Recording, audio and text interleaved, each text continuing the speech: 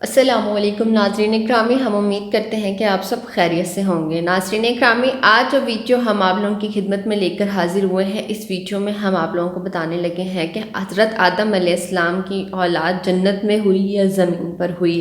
اس کے بعد ناظرین اکرامی، اسی اہم ویڈیو کے اندر ہم آپ کو حابیل اور قابیل کا واقعہ بھی بتائیں گے۔ بس آپ لوگوں سے یہی گزارش کریں گے، ویڈیو کو آپ نے اینڈ تک کلاس میں دیکھنا ہے، مکمل طور پر سمجھنا ہے، انشاءاللہ آپ کے علم میں اضافہ ضرور ہوگا۔ ناظرین اکرامی، علماء کا اس بارے میں اختلاف ہے کہ آیا کہ جنت میں حضرت آدم علیہ السلام اور حضرت حوا کے ہاں کوئی اولاد ہوئی یا نہیں۔ ایک یہ ہے کہ ان کے ہاں اولاد صرف زمین میں پیدا ہوئی، اور ایک یہ قول ہے کہ قابیل اور اس کی بہن جنت میں پیدا ہوئی، اور ذکر کیا گیا ہے کہ ان کے ہاں ہر دفعہ لڑکا اور لڑکی پیدا ہوتے تھے، اور یہ حکم تھا کہ ایک جوڑے کی لڑکی کی شادی دوسرے جوڑے کے لڑکے سے کر دی جائے، اور دوسرے جوڑے کی لڑکی کی شادی پہلے جوڑے سے کر دی جائے۔ یہ سلسلہ کافی مدت تک چلتا رہا، اور ایک وقت میں پیدا ہونے والے لڑکے اور لڑکی کی شادی باہمی طور پر جائز نہ تھی۔ ناظرین اکرامی، یہ تو خیر ہم لوگوں کو صاف صاف پتہ چل چکا ہے، اب واللہ عالم اس میں کیا حقیقت ہے۔ بعض علماء کا کہنا ہے کہ قابیل جو ہے وہ جنت میں پیدا ہوئے تھے، اور بعض علماء کا کہنا ہے کہ قابیل جو ہے وہ زمین پہ پیدا ہوئے تھے، اور اس کے بعد ہی یہ سلسلہ شروع ہوا تھا۔ تو قابیل اور حابیل کا واقعہ اب ہم آپ لوگوں کو بتاتے ہیں کہ اصل میں قابیل اور حابیل کا واقعہ کیا ہوا تھا۔ ناظرین اکرامی، قابیل اور حابیل کا واقعہ کچھ اس طرح سے ہے کہ صدی رحمۃ اللہ نے ابن عباس رضی اللہ تعالی عنہ اور ابن مسعود رضی اللہ تعالی عنہ اور دیگر صحابہ رضی اللہ تعالی عنہ سے ذکر کیا ہے کہ آدم علیہ السلام پیدا ہونے والے ایک جوڑے میں سے ایک لڑکے کی شادی اور دوسرے جوڑے سے پیدا ہونے والی لڑکی سے کرتے تھے، اور حابیل نے قابیل کے ساتھ پیدا ہونے والی بہن سے شادی کا پروگرام بنایا۔ قابیل حابیل سے بڑا تھا، اور قابیل کے ساتھ پیدا ہونے والی بہن زیادہ خوبصورت تھی۔ قابیل نے خود اپنے ساتھ پیدا ہونے والی بہن سے شادی کا پروگرام بنایا۔ آدم علیہ السلام نے کہا کہ تو اپنے ساتھ پیدا ہونے والی بہن سے حابیل کی شادی ہونے دے، لیکن قابیل نے انکار کر دیا۔ تو آدم علیہ السلام نے دونوں کو قربانی کرنے کا حکم دیا، اور آدم علیہ السلام خود حج کرنے کو مکہ شریف چلے گئے، اور جاتے وقت آسمانوں سے اپنی اولاد کی حفاظت کرنے کو کہا، انہوں نے اس بات سے انکار کر دیا۔ زمینوں اور پہاڑوں کو کہا، وہ بھی انکاری ہو گئے، اور قابیل نے ان کی حفاظت کی ذمہ داری قبول کر لی۔ حابیل اور قابیل نے اپنی اپنی قربانی پیش کی۔ حابیل نے اپنی قربانی کے لیے ایک موٹی تازی بکری پیش کی، کیونکہ وہ بکریاں چرانے والا تھا، اور قابیل نے اپنی کھیت سے ایک ردی اور نکما گڈھا پیش کیا، کیونکہ وہ کھیتی والا تھا۔ آسمان سے آگ اتری اور حابیل کی قربانی کو کھا گئی، اور قابیل کی قربانی کو چھوڑ گئی۔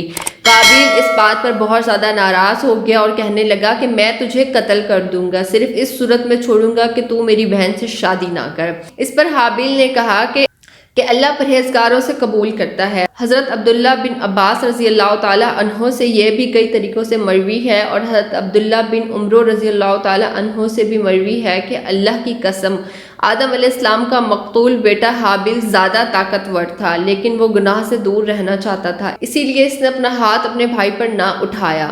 حضرت ابو جعفر باقر فرماتے ہیں کہ حضرت آدم علیہ السلام دونوں کی قربانی کرنے کے لیے موقع پر موجود تھے، اسی لیے قابیل نے حضرت آدم علیہ السلام سے کہا کہ تو نے اس کے لیے دعا کی، اس لیے حابیل کی قربانی قبول ہو گئی، اور میرے لیے تو نے دعا نہیں کی۔ اس کے ساتھ ہی اس نے حابیل کو دھمکی دی۔ ایک رات حابیل نے بکریاں چرانے میں زیادہ دیر کر دی۔ حضرت آدم علیہ السلام نے قابیل کو بھیجا کہ وہ حابیل کی لیٹ ہونے کے متعلق معلوم کرے۔ قابیل گیا، حابیل سے ملاقات ہو گئی۔ قابیل گیا اور حابیل سے ملاقات ہو گئی۔ قابیل نے کہا کہ تیری قربانی قبول ہو گئی، اور میری قربانی قبول نہیں ہوئی۔ حابیل نے جواب دیا کہ اللہ تعالیٰ پرہیزگاروں سے قبول کرتا ہے۔ قابیل کو اس بات پر غصہ آیا، اس نے تیز دھار لوہے سے قابیل کو قتل کر دیا، اور یہ بھی کہا گیا کہ اس نے حابیل کے سر پر پتھر مار کر اس کا سر کچل دیا جبکہ وہ سویا ہوا تھا۔ ایک قول یہ بھی ہے کہ اس نے گلا دبا کر اور منہ سے درندوں کی طرح کاٹ کر اس کو قتل کیا۔ قابیل کے ڈانٹنے پر حابیل نے کہا اگر تو مجھے قتل کرنے کے لیے مجھ پر ہاتھ چلائے گا تو میں تجھ کو قتل کرنے کے لیے تیرے اوپر ہاتھ نہیں چلاؤں گا، مجھے اللہ رب العالمین سے ڈر لگتا ہے۔ اس سے معلوم ہوا کہ حابیل اچھے اخلاق والا اور اللہ سے ڈرنے والا تھا، کیونکہ اس نے اپنے بھائی کو برائی کا جواب برائی سے نہیں دیا، اور اس لیے بھی یہ بات رسول اکرم صلی اللہ علیہ وآلہ وسلم سے ثابت ہے کہ آپ صلی اللہ علیہ وآلہ وسلم نے ارشاد فرمایا جب دو مسلمان اپنی تلواریں نکال کر ایک دوسرے کے آمنے سامنے ہو تو قاتل و مقتول دونوں جہنم میں جائیں گے۔ صحابہ رضی اللہ تعالی عنہ نے عرض کیا یا رسول اللہ، قاتل کا آگ میں جانا تو سمجھ میں آتا ہے، لیکن مقتول کا کیا حال ہے، وہ کس وجہ سے جہنم میں جائے گا؟ تو سرور کائنات صلی اللہ علیہ وآلہ وسلم نے فرمایا کیونکہ وہ بھی اپنے بھائی کے قتل کے ارادے سے آیا تھا۔ اللہ تعالیٰ کا فرمان ہے جو حابیل کا قول نقل کیا گیا ہے، میں چاہتا ہوں کہ تو میرے گناہ میں پکڑا جائے اور اپنے گناہ میں بھی پھر جہنم والوں میں سے ہو جائے، اور ظالموں کی یہی سزا ہے۔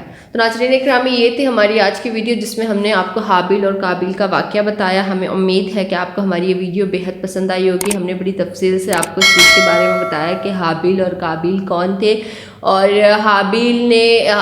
حابیل کا قتل قابیل نے کس طرح سے کیا تھا۔ کوئی بات جو پوچھنا چاہتے ہیں آپ کامنٹ کے تھرو پوچھ سکتے ہیں۔ خیال رکھیے گا اپنا، آپ سے ملاقات ہوتی ہے اپنے نیکسٹ ویڈیو میں۔ اللہ حافظ۔